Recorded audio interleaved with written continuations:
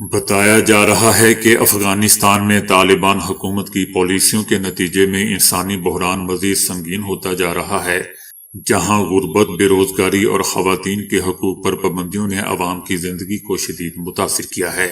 یہ بھی بتایا جا رہا ہے کہ شدید غربت کے باعث بعض افغان خواتین زندہ رہنے کے لیے انتہائی مشکل فیصلے کرنے پر مجبور ہو رہی ہیں۔ روزگار کے مواقع نہ ہونے اور امداد کی کمی کے باعث کئی خاندان فاقہ کشی کا شکار ہیں۔ ایک افغان خاتون نے میڈیا کو بتایا کہ وہ بیماری اور غربت کے خلاف جدوجہد کر رہی ہے اور ان کے پاس نہ مستقل روزگار ہے اور نہ کوئی سہارا۔ حالات اس حد تک خراب ہو چکے ہیں کہ بعض اوقات وہ اپنے بچوں کے مستقبل کے بارے میں انتہائی تکلیف دہ سوچنے پر مجبور ہو جاتی ہے۔ طالبان دور میں بے روزگاری اور آزادی اظہار کی کمی نے نوجوانوں کو ملک چھوڑنے پر مجبور کر دیا ہے۔ حال ہی میں ایک افغان نوجوان شدید سردی میں ایران اور ترکی کی سرحد عبور کرنے کی کوشش کے دوران جان کی بازی ہار گیا۔ ماہرین کا کہنا ہے کہ طالبان حکومت کے تحت کم عمر اور بالغ خواتین کی موجودہ صورتحال نہایت ہی تشویشناک اور تباہ کن ہے، جس پر عالمی سطح پر مؤثر اقدام کی ضرورت ہے۔ صدر ٹرمپ نے کہا ہے کہ ایران کی قیادت نے فوجی کارروائی کی دھمکیوں کے بعد مذاکرات کے لیے رابطہ کیا ہے۔ صدر ٹرمپ کا کہنا تھا کہ ایران کے رہنماؤں نے گزشتہ روز فون کیا اور ایک ملاقات طے کی جا رہی ہے۔ صدر کے مطابق ایران مذاکرات چاہتا ہے۔ انہوں نے خبردار کیا کہ ممکن ہے کہ ملاقات سے پہلے ہی ہمیں کارروائی کرنا پڑ جائے۔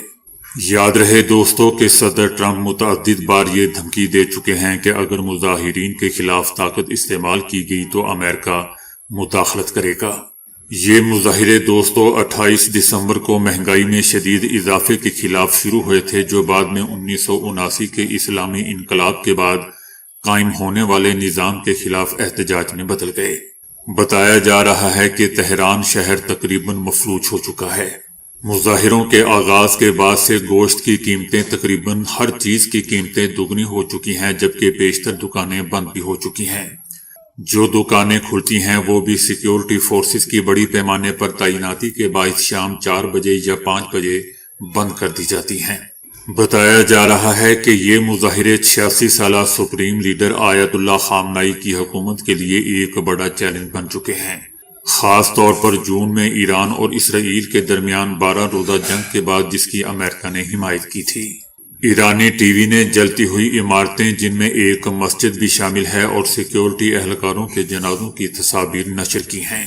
تاہم 3 دن کی شدید کارروائیوں کے بعد سرکاری میڈیا نے اتوار کو حالات میں بہتری ظاہر کرنے کی کوشش کی۔ تہران کے گورنر کا بھی کہنا ہے کہ مظاہروں کی تعداد میں کمی آ رہی ہے۔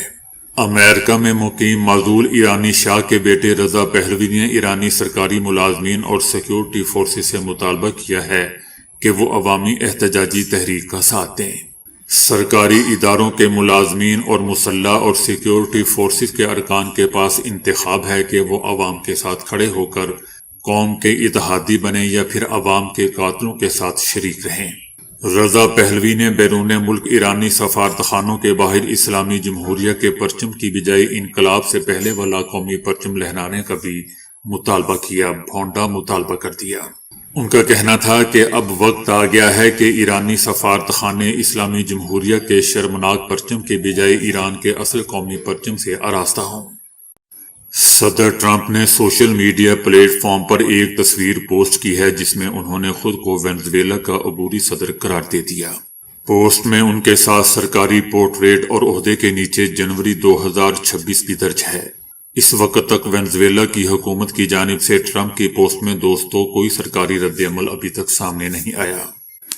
پوسٹ میں دکھائی گئی تصویر ویکیپیڈیا کے صفحے سے مشابہت رکھتی ہے اور اس میں ٹرمپ کو امریکی صدر کے 45ویں اور 47ویں عہدے پر دکھایا گیا ہے، جبکہ نائب صدر کے طور پر جی ڈی وینس کو نامزد کیا گیا ہے۔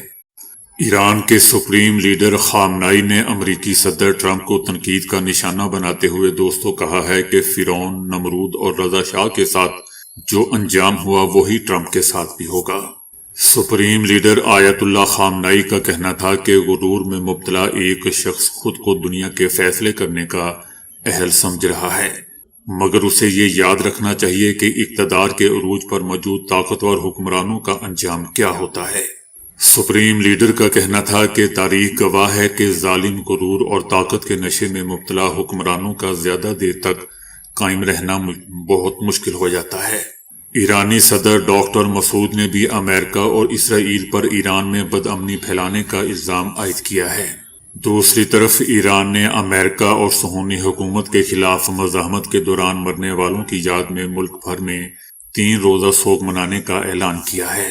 یہ اعلان دوستو ایسے وقت میں سامنے آیا ہے جب ایران میں گزشتہ 2 ہفتوں سے جاری بدامنی کے دوران اموات میں اضافہ ہوا ہے، جس کا الزام ایرانی حکام نے امریکہ اور اسرائیل پر عائد کیا ہے۔ ایران کا کہنا ہے کہ یہ دونوں ممالک اپنے مقاصد کے حصول کے لیے ایران میں فسادات کروا رہے ہیں۔ صدر ٹرمپ نے کہا ہے کہ امریکہ ایران کے خلاف مختلف آپشنز پر غور کر رہا ہے جن میں فوجی کارروائی بھی شامل ہے۔ صدر ٹرمپ نے فلوریڈا سے واشنگٹن ڈی سی جاتے ہوئے طیارے میں صحافیوں سے گفتگو کرتے ہوئے بتایا کہ وہ ایرانی اپوزیشن رہنماؤں کے ساتھ رابطے میں ہیں۔ صدر ٹرمپ کا کہنا تھا کہ ایران میں انٹرنیٹ کی بحالی کے معاملے پر وہ ارب پتی کاروباری ایلون مسک سے بھی بات کریں گے کیونکہ اس شعبے میں ان کی کمپنی کو مہارت حاصل ہے۔ صدر ٹرمپ کا یہ بھی کہنا تھا کہ ایران نے حال ہی میں جوہری معاہدے پر بات چیت کے لیے رابطہ کیا ہے اور امریکہ اس حوالے سے ملاقات پر بھی غور کر رہا ہے، تاہم ساتھ ہی مختلف آپشنز بشمول فوجی کارروائی زیر غور ہے۔ دوسری طرف ایران کا کہنا ہے کہ اگر امریکہ نے ایران پر حملہ کیا تو اس کا جواب ضرور دیا جائے گا اور ضرورت پڑنے پر اسرائیل اور خطے میں امریکی اڈوں کو بھی نشانہ بنایا جائے گا۔ ایران کا کہنا ہے کہ ایران میں حالیہ فسادات کے پیچھے امریکہ اور اسرائیل کا ہاتھ ہے۔ خفیہ دستاویزات لیک ہونے پر قابض صہیونی وزیر اعظم نیتن یاہو کے چیف آف سٹاف کو گرفتار کر لیا گیا ہے۔ اسرائیلی سرکاری ٹی وی کا کہنا ہے کہ صہیونی وزیر اعظم کے چیف آف سٹاف تساچی بروزمین کو حساس دستاویزات کے غیر ملکی میڈیا کو لیک ہونے کی تحقیقات میں رکاوٹ ڈالنے کے سلسلے میں گرفتار کیا گیا۔ بروزمین کو 433 یونٹ میں تحقیقات کے لیے لایا گیا ہے۔ یہ یونٹ 2008 میں سنگین جرائم اور بدعنوانی کی تحقیقات کے لیے قائم کیا گیا تھا۔ اس یونٹ کو اسرائیلی ایف بی آئی کا نام بھی دیا جاتا ہے۔ صہیونی چینلوں کا کہنا ہے کہ پولیس نے بروزمین کی گرفتاری سے پہلے ان کے گھر کی تلاشی بھی لی تھی۔ صہیونی رجیم کی پولیس نے نیتن یاہو کے سابق ترجمان ایلی فلڈ سٹائن کو بھی طلب کر لیا ہے جو پہلے ہی اس کیس میں گرفتار ہو چکے تھے۔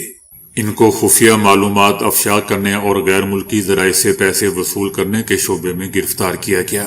اس سلسلے میں نیتن یاہو کی پارٹی نے ایک سخت بیان جاری کیا ہے جس میں فلڈ سٹائن کا نام نہیں لیا گیا لیکن اوریخ کی حمایت کی گئی اور ان کی گرفتاری کو پولیس کی جابرانہ کارروائی اور سیاسی اذیت کی نئی مہم قرار دیا جا رہا ہے، جس کا مقصد ایک دائیں بازو کے وزیر اعظم کو ہٹانا اور ناکام شباک چیف کو ہٹانے سے روکنا ہے۔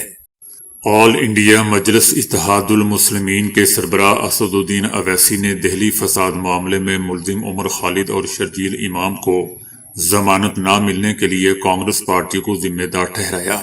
ان کا کہنا تھا کہ غیر قانونی سرگرمیاں ایکٹ یعنی UAPA کا قانون جس کے تحت ان کے خلاف مقدمہ درج کیا گیا ہے اسے کانگریس کے دور حکومت میں ہی بنایا گیا تھا۔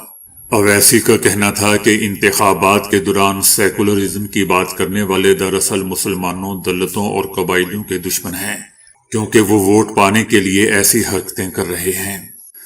اویسی کا کہنا تھا کہ سپریم کورٹ نے غیر قانونی سرگرمیاں ایکٹ کی دفعہ 15A کی بنیاد پر 2020 کے دہلی فسادات کی سازش معاملے میں عمر خالد اور شرجیل امام دونوں کو ضمانت دینے سے انکار کر دیا تھا۔